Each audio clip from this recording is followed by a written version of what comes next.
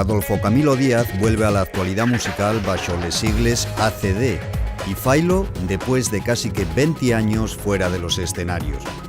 En este tiempo convirtióse en uno de los escritores de más sonadía en lengua asturiana. Publicó decenas de libros y ganó los premios más importantes de las nuestras lletres. El so labor musical principia en los años 80 al fundar de ellos grupos de rock, entre ellos Huestia, col que graba un disco que lle un de los primeros intentos de ajuntar rock and roll y asturiano. Daquella percuerre bien de lugares con esta banda, que practicaba un sonido potente pero elegante y con unos textos muy personales e llenos de surrealismo.